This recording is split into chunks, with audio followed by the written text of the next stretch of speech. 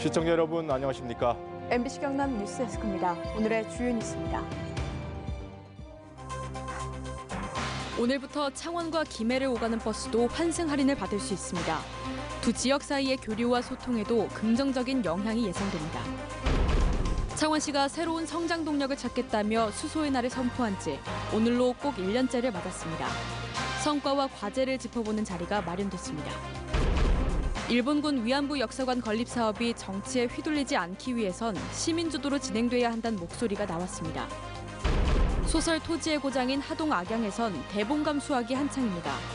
태풍 피해로 수확량이 30% 정도 줄었지만 맛은 변함없이 좋습니다. 창원과 김해 시민 수천여 명은 매일 버스를 타고 두 지역을 오가지만 다른 지역이라 환승 할인은 받지 못했습니다. 하지만 오늘부턴 하차한 지 30분 안이라면 환승 할인을 받게 되는데요. 두 지역 간 교류와 소통에도 긍정적인 영향이 예상됩니다. 신은정 기자입니다. 김해에서 출발해 창원에 도착한 버스. 버스에서 내린 승객이 또 다른 창원 시내버스에 올라탑니다. 김해 교통카드지만 하차한 지 30분 안이라면 한 번에 한해 1,250원의 환승 할인을 받을 수 있습니다. 환승입니다. 그동안 같은 지역 안에서만 이뤄지던 버스 환승 할인이 오늘부터 창원, 김해를 오가는 버스에도 적용됐습니다. 동일 생활권인 창원과 김해를 오가는 학생과 직장인 등 매일 4,700여 명이 광역 환승 할인 혜택을 볼 것으로 기대됩니다. 창원에 오갈 일이 한 달에 한 3-4번 정도 되는데 경제적으로 크다면 클 수도 있지만은 이런 부분을 주니까 훨씬 혜택을 보는 느낌이 좋다.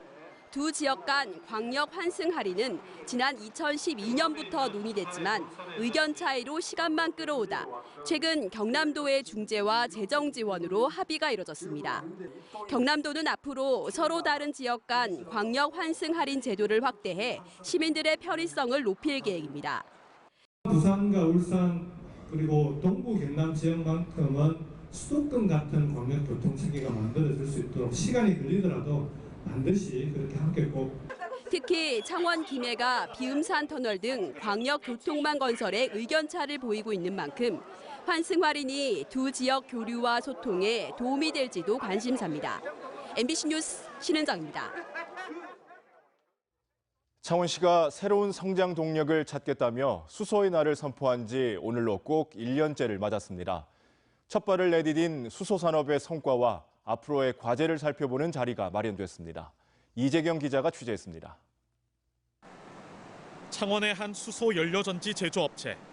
독일에 이어 세계 두 번째로 잠수함용 수소 연료전지를 개발해 상용화에 성공했습니다. 세계적인 기술력을 확보한 만큼 활용 분야를 확대해 나갈 계획입니다. 건물용 연료전지를 우선 스타트로 해가지고 건설기계에 쓰이는 연료전지라든지 다양한 분야의 연료전지 사업을 전개할 생각을 가지고 있고요. 지난 5월 창원에 국내 최초로 세운 이동이 가능한 패키지형 수소 충전소. 창원의 한 가스 압축기 제조업체가 완전 국산화에 성공한 사례입니다.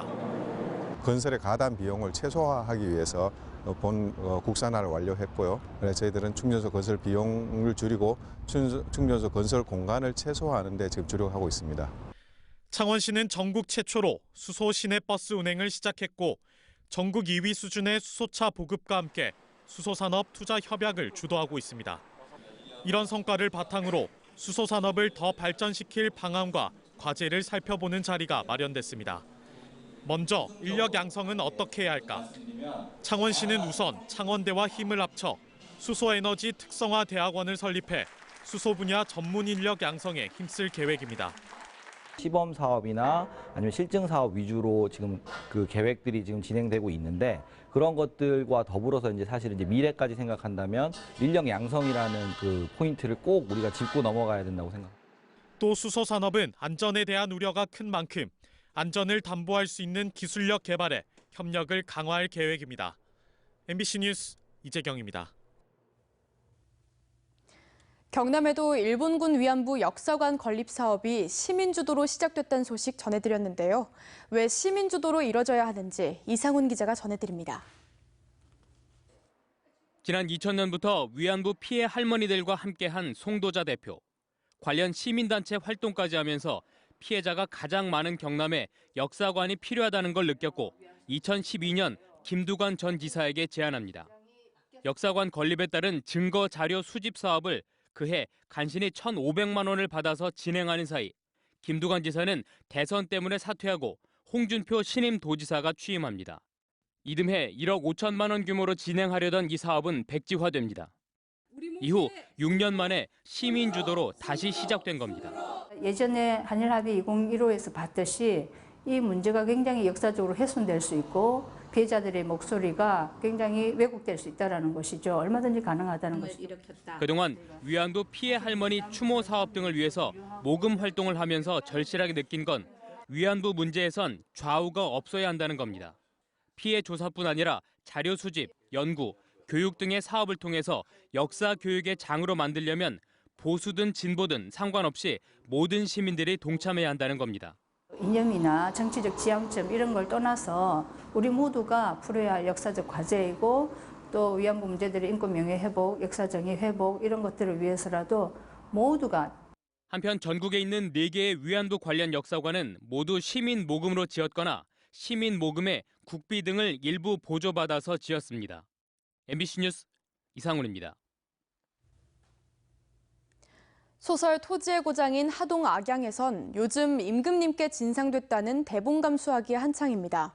올해는 태풍 피해로 수확량이 30% 정도 줄었지만 맛은 변함없이 좋습니다. 신동식 기자가 보도합니다. 하동군 악양면 평사리 들판 인근 농장. 주황색 대봉감이 가지마다 주렁주렁 탐스럽게 열렸습니다. 가을이 깊어지면서 각 농가에서는 대봉감 수확이 한창입니다. 하동군 악양면은 분지 지형으로 바람 피해가 적고 낮과 밤의 기온차가 커 대봉감 생산에 좋은 조건을 갖추고 있습니다.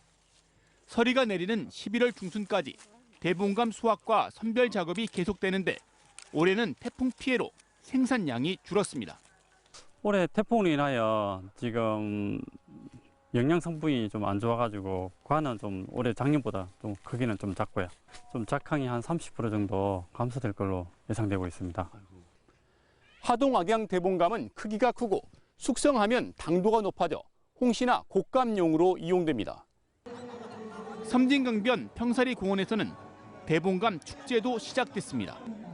대봉감 최상품은 15kg 한 상자에 예년과 비슷한 5만 원에 거래됩니다.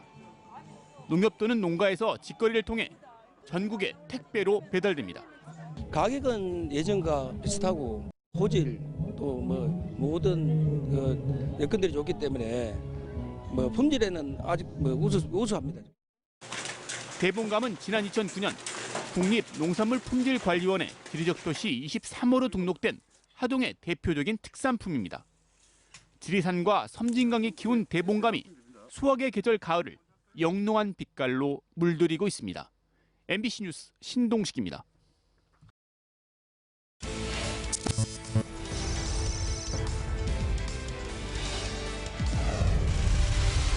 모든 순간을 여러분과 함께하겠습니다.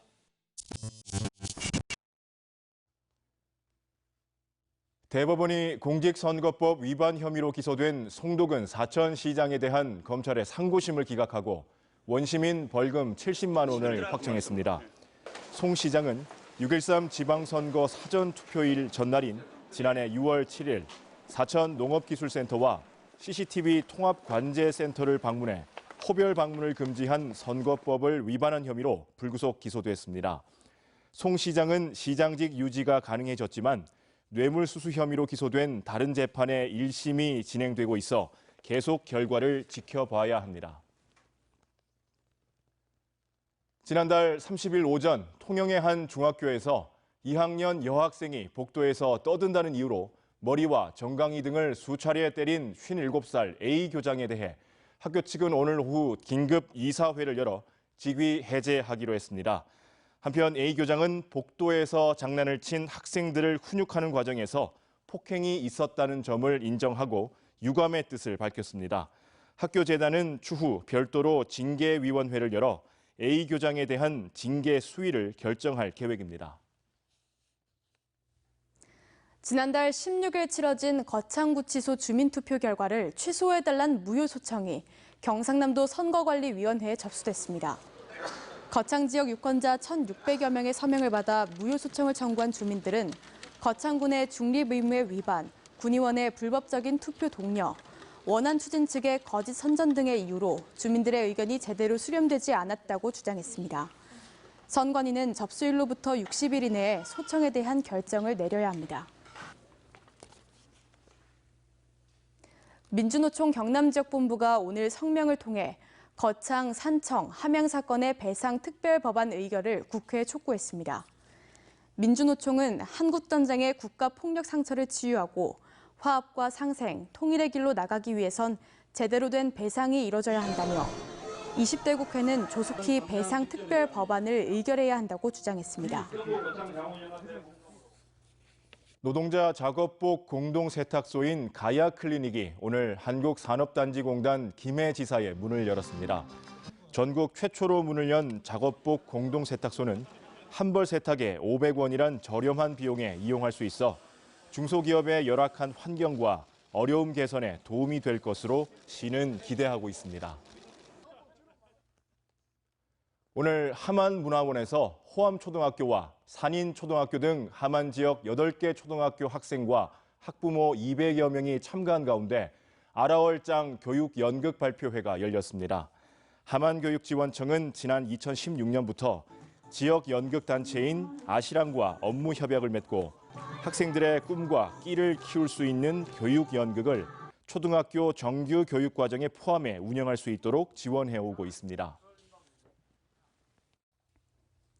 경상남도가 농산물 시장의 개방과 경영비 인상으로 어려움을 겪고 있는 논작물과 밭작물의 생산 농가에 농식품부에서 교부한 직접 지불금을 오는 4일부터 지급합니다.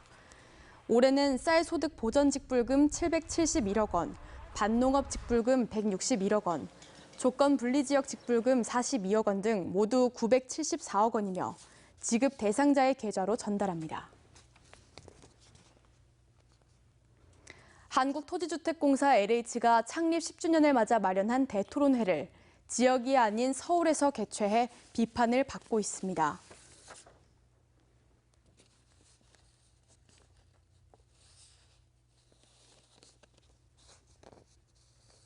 경상남도가 건설공사장 날림먼지 같은 미세먼지 3대 핵심 현장을 이달부터 내년 5월까지 특별 점검합니다. 점검 대상은 연료용 유류 취급 대기 비출 사업장, 건설공사장 날림먼지 불법 소각 현장으로 배출 허용 기준 준수 여부와 날림먼지 억제 시설 설치 여부 등입니다. 또 영농 폐기물과 생활 쓰레기, 건설공사장 폐목재를 불법 소각하는 행위도 집중 단속합니다. 경남 소식 마치겠습니다. 함께해 주신 여러분 고맙습니다.